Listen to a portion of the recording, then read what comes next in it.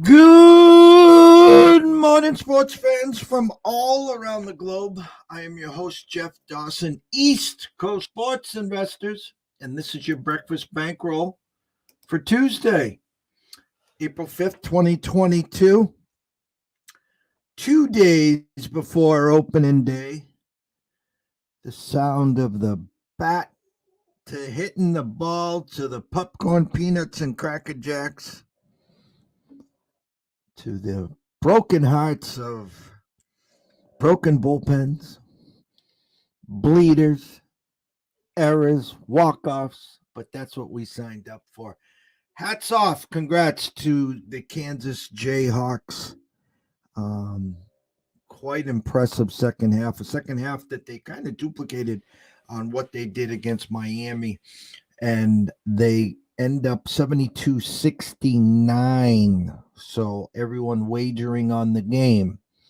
Kansas -4 did not cover. If you had Kansas money line, God bless you. If you had over 151.5, condolences. If, like ECSI VIPs, you had Kansas team total over 77.5, well, when you score 25 points in the first half and then score 47 in the second half, I mean, if we got to 31, we were a winner. I want to start the show, and I kind of want to clear the air here. I came on here and I said something yesterday, and I said it the day before, and I talked to a lot of colleagues, and I talked to a lot of people that wanted to listen. And I just want to state my case one more time here. I did coach D3 women's basketball for 3 years. I coached baseball from T-ball all the way up through Legion and was an assistant in college. I love coaching. I love coaching the kids. I love watching the progression. I love the team. I love the family. That's why I think we do so well here at ECSI. So when I make a statement and I say, I think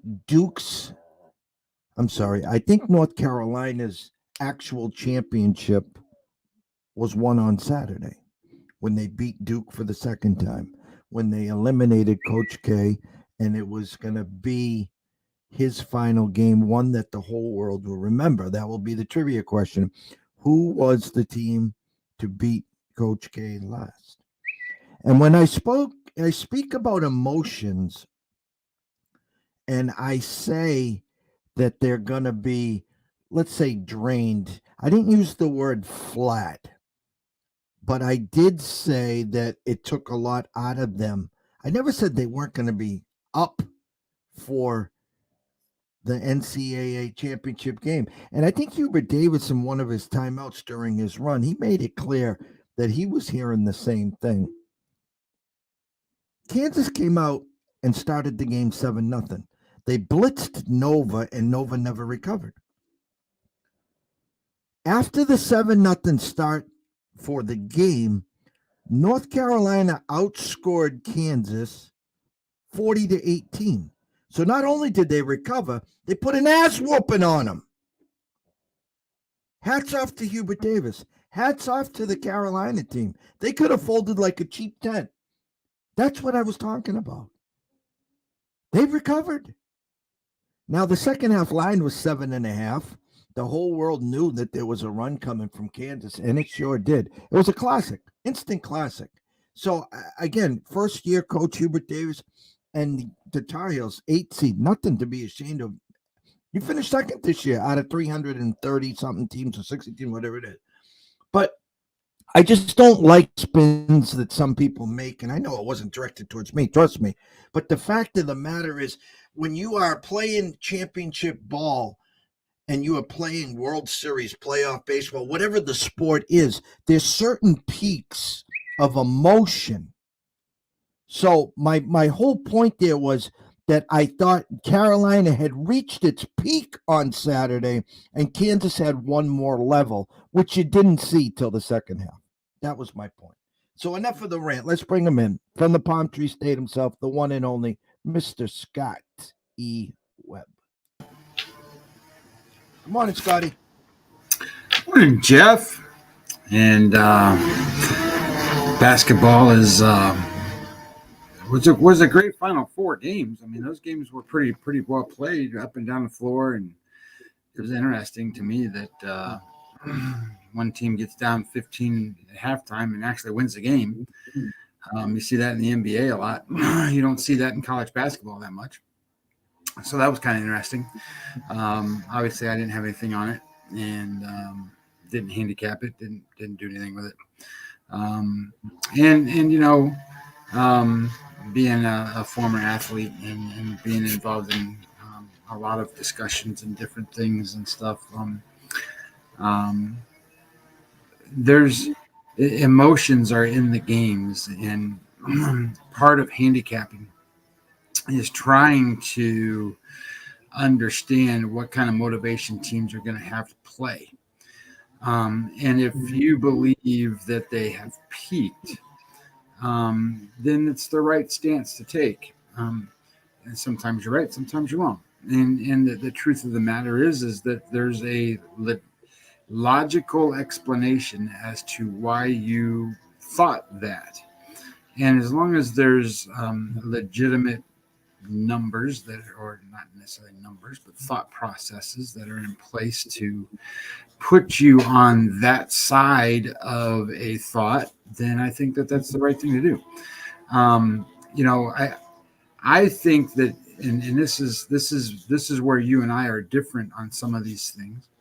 One of the things I try to do is I don't want to guess, meaning that I'm not in those locker rooms. I'm not in the motivational speeches. I'm not in the at beginning of the season conversations from the coaches that tell them this is what our goals are and this is what we're going to do and this is what we're playing for and all that stuff. So I don't know 100% what their motivations are. I guess at them, and I think that part of being in our business is to sit here and go, how much fact do we have? And then how much influence of that guesswork do we need to put in? Because there is some of that needs to be in there. There's no question.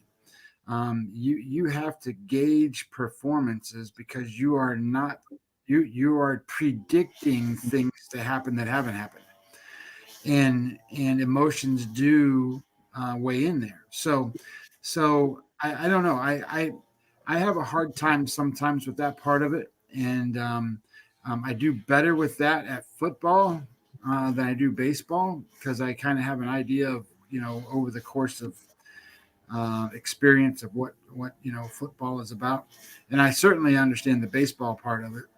And you'll hear me often say things like, these guys aren't robots. They get up and they have broke, back hurts and their knees hurt and their ankle doesn't feel good and their calf, has a cramp in it and their fingers don't feel right.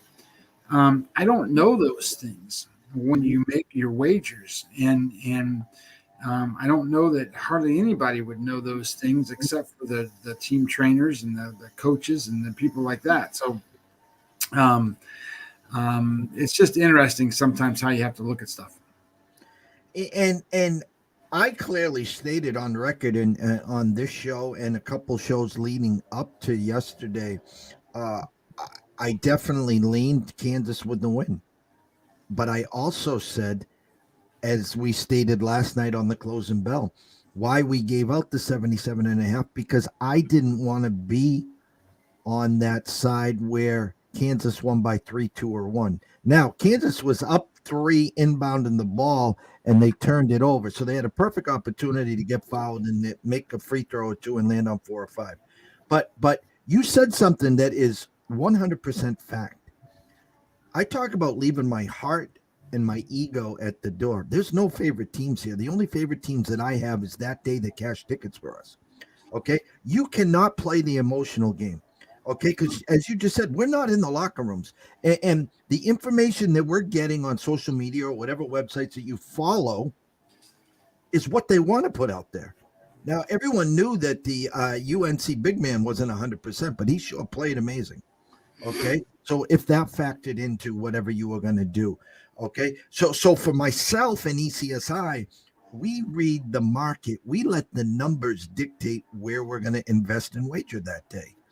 And the names on the back of the shirts and the logos on the front mean squadoosh to us. And so the sooner you guys realize, the fact that a team has won 5 in a row and you're saying, well, there's no way they can win 6 in a row, or a teams that lost 6 in a row, there's no way they can lose 7 in a row. You're just stepping in front of the freight trains. Okay. And like in football, especially, but sometimes in basketball as well, we have what we call a pancake game. Let's just say in the SEC, Texas A&M just beat Georgia, and now they're playing Appalachian State, and they got Alabama the following week. So that's a classic pancake game. Coming off a high, face a team that you're 35-point favorites over, knowing Bama's coming up the following week. That's what we call a pancake game. That's when all the mental stuff comes in. Well, they're going to be flat. I'm going to take the points, yada, yada, yada. So again, I just wanted to, not clear the air, but I wanted to make a statement here, guys, that when I said something yesterday, and I truly meant it. And the first 2 minutes, 7-0, I was spot on. But it was Hubert Davis and UNC that said not so fast with that 40-18. 25. Yeah, but the halftime score Oh, the was run. The run. They closed it out. Kansas couldn't throw it in the ocean. Jay Wright and Nova got blitzed by that same start, and they couldn't recover. So it was just the two different ball games, two different teams, and two different results. The end result is they both lost anyway. So, quickly, Scott, Chris Sale goes to the 60-day DL. I'm not surprised there at all. I was on the diehards last night from 9:25 to 9:40. Shout out to Anthony Pepe. Thank you very much. Sports Map and all those great guys. I was actually on before Sean McAdam last night, so it would have been interesting to pick Sean's brain after. And I made a statement because he asked me about some futures, and I talked about the Marlins. I talked about the Red Sox under, and I closed with the Red Sox under, stating the fact that now Sale's on the 60-day DL, no problems with the front two, Evaldi and Pavetta. I'm okay with help, but when you're wheeling out 42-year-old Rich Hill and Michael Walker, that's my problem. And I got quickly slapped in the face and said, well, Rich Hill's a real good friend of ours on the show, and don't poo-poo him. And I didn't get to close, so I'm going to make a statement here as well. If you had a choice of Rich Hill at 42 or Erod, I think 99.9% of the people would take Erod. So I'm not saying that Rich Hill can't eat up innings. He gets into a groove. He can eat up innings. He can get you some wins. But in my eyes, if it was a choice between Erod or Rich Hill, it's obviously Erod. So as we're 2 days close to the Sale news, any other news that piqued your interest as we get 2 days closer to opening pitch? Yeah, there's two things. Number one, Max Scherzer pitched this morning, and he had his bullpen session, and he came out of that pretty good. So he's going to be the starter for opening day for the Mets. That'll be number one. And then number two, the late last night while everybody's watching the basketball game, the Rays made a deal last night. So Austin Meadows was traded to the Detroit Tigers last night. So, that everybody sits there and goes, okay, well, what the hell are the goddamn Rays doing? Listen, at this point, I think that the Rays are in a spot where they have earned the respect of everyone for what they do and the trades they make and the personnel changes and all that stuff. And this is going to be another one of those ones. They have a guy, we've talked about Brandon Lowe for the Rays and how good he is. Well, they have another guy. His name is Josh Lau. So they spells the name the same way as Brandon Lowe. So you're going to have the same damn name in there, but they pronounce it differently. But that guy is going to play the outfield, and they needed to get him a spot. So nobody was going to take Kiermaier, and nobody's going to take whatever the other outfielder's name is begins with him. They're not going to take those guys. So Meadows was the guy that they could trade, and they traded him, and they got a real good prospect out of him from Detroit plus a draft pick. So um, they have leverage still in terms of all these infielders that they have that are in the minor leagues that they can move around. So this is not as bad as everybody thinks it is for the Rays. And it's probably a pretty good thing for Detroit because Austin Meadows is a proven commodity. I mean, he's hit 30 home runs a couple times so far. He's driven in 90 runs before. And you need those kind of guys on these teams. So I think that it's not a bad deal for either team. So I would just say that in terms of player personnel and different things, those two things happened. And I think we should see an announcement that Scherzer's going to be the starter, which then will fill all the spots for opening day. And then I can finish, put my numbers down. But then the only other thing I would say is yesterday I wrote some stuff about weather and weather conditions and some different things and put that stuff out there. And I think it's a misnomer, Jeff, that a lot of people automatically assume if you get into a game and it's 40 degrees or less, you automatically just bet the under. And I would tell you that you don't do that. The statistics will tell you it's 43 to 33 over, which is 56% in those games. And it's not because they score a lot of runs. It's because the books make it so that the under number is really low. So you can get overs in those spots. There's other sweet spots to look for and to find in weather conditions. But I did find just in initial looks at opening day, I think one of the things that you're going to want to look at is going to be the wind because early reports that I saw are showing big time wind in a lot of cities. So I think that's going to be an impactful totals numbers as you go looking at these games coming up. And I do want to state this: it's opening weekend, guys. So we're all hot and horny, and you got your Masters plays over here if you're going to dabble in golf. The NBA wrapping up their final week here. A couple of teams jockeying for positions. I think tomorrow or Thursday, whatever the day is, the Celtics play the Bucks, which will probably decide the 2 seed. And then you got a couple weeks left in NHL, and here comes baseball. And my point is it's 162 games. You don't go blowing your bankroll the first weekend or the first 10 days or 2 weeks, and then you come out of the gates 4-16, and then you're done with baseball. I can't wait till football because it doesn't operate like that. And a lot of times in baseball, especially the teams that have low projections for actual season wins do come out of the gate hot. And you catch some of these matchups, you catch some of these edges, you catch some of these value plays.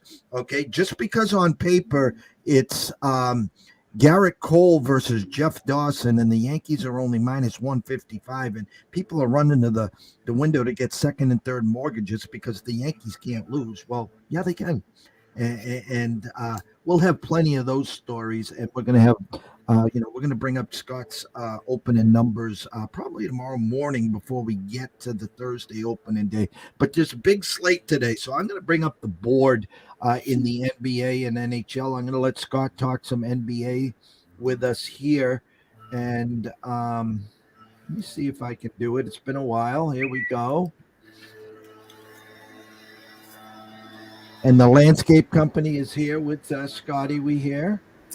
Yep, they're outside my window, blowing the mulch all over the damn place, probably. NBA today 1, 2, 3, 4, 5, 6, 7, 8, 9, 10, 11, 12 games in all. Quickly, from my point of view and the eye test, Toronto -4, stuck on 4. It smells a little fishy there. I would lean Atlanta. Again, these are just me talking out louds here. Miami open at 5, jump to 6 at Circa against Charlotte. I think Charlotte will be a public play there.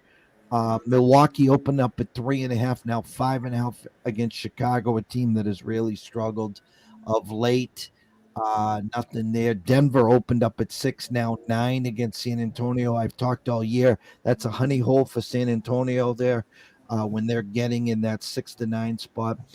Utah open at 5.5, still 5.5 against Memphis. Assume Memphis will be a public play there. And I think the Lakers, we can just now put a fork in them. They're not going to make the playoffs. I don't even know if LeBron's going to play or not, but that's just a quick eye test, Scotty. Yeah, some of those things I was looking at too. My numbers tell me in that Atlanta game that I could roll my screen back up here. That I've got Atlanta within 1 point, so I kind of like Atlanta plus the points. Now I didn't play it. That's one I can wait on and come back later. One of the games that I thought that I'm going to take a shot with tonight is I'm going to bet on OKC tonight. I know that's the most craziest thing you ever heard me probably say this season because they're like the second worst team in the NBA, but they're playing the worst team in the NBA.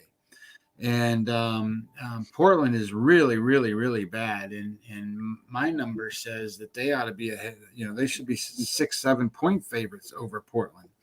So I like the idea here that OKC is going to win this game by more than 3.5 points. So I'm betting OKC. Already played it at minus the 3.5. I also like that San Antonio game. I got it at 8.5. What are you saying? It's 9 now. That game's at 9. It's at a flat 9. Yeah. 9. Okay. So you can get it at 9. I like that play too, and I'm all over that one. And I'm probably going to be on the public side, but I like Memphis plus the 5.5 against Utah. Over the last 2 weeks, Memphis is the number 1 scoring offense and the number 2 scoring defense. So that's pretty damn good. So I'm going to take Memphis, especially getting points. NBA wrapping up here. Again, if you dig deep, there are a few games that are for seedings. There are a few games that are meaningless. So please choose wisely. NHL last night, anyone that was here, we were on the wrong side. Should have followed up with Toronto, who was good to us last week. Jumped on Tampa minus 129. To be honest, they were never. I mean, it was 1-1, 2-2, and then Valensky let up like 4 goals in the second and third period. Thanks for playing. So anyone that was on the Toronto side plus the 120, congrats there. Tonight there is 1, 2, 3, 4, 5, 6, 7, 8, 9, 10 games on the board. A couple caught my eye, and I'll just go over them. Rotation number 33-34 at 7:05 p.m. Florida against Toronto now, and Toronto's playing great hockey. Yep, Florida opened up minus 170 in our eyes. They're trying to attract Leaf money. They already have it's down to 159 and 160. I will not be playing a 159, 160, 170. I will be looking at the puck line, though, an under-over of 7. So a touchdown and an extra point. Hopefully, if you play Florida puck line, you'll be on the right side of the empty netter if we need it there. So that was one that caught my eye. The other one that caught my eye initially was rotation number 41-42, Minnesota at Nashville. Minnesota opened up as a minus 115 favorite. Overnight Circa got hit where it's now minus 105 apiece. But keep an eye on the Wild. Right now, you can probably get them in around minus 112 there. Dallas, rotation number 43-44, opened up a minus 140 against the Islanders, down to 127. Always respect and trust the opening lines there. So we'll be eyeing some Dallas play there as well. But myself and Scotty will be back for the closing bell. We just wanted to get you guys up to speed on the big board today. And anyone watching and listening, please turn on the notifications at 1:30 this afternoon.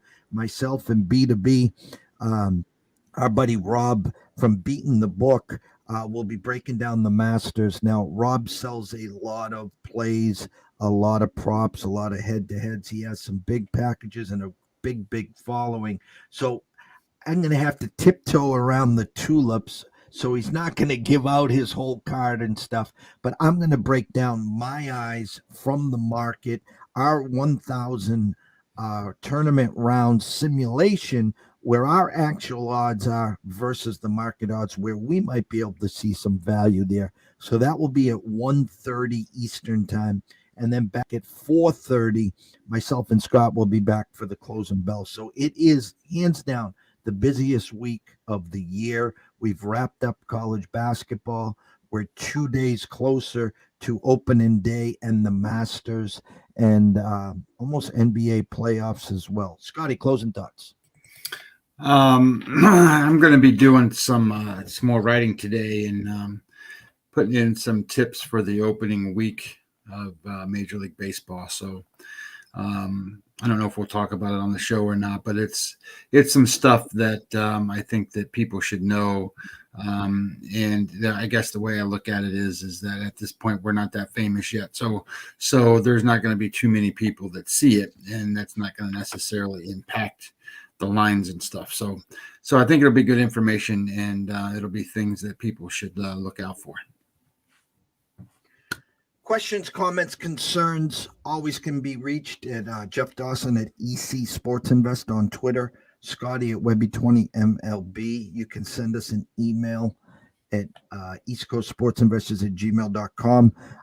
Give us another day or two. We might have some big breaking news. We've been talking about debuting our new Discord channel.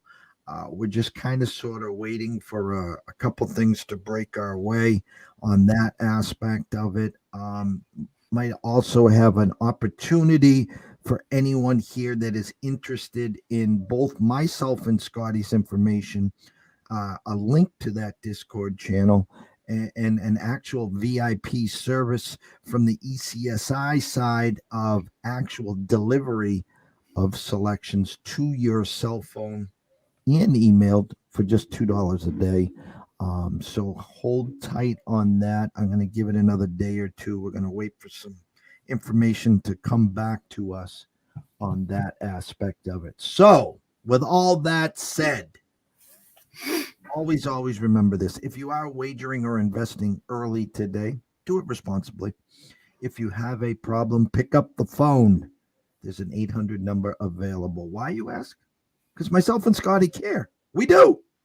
We want to see you here today, tomorrow, next week, next month, through 2022 and beyond.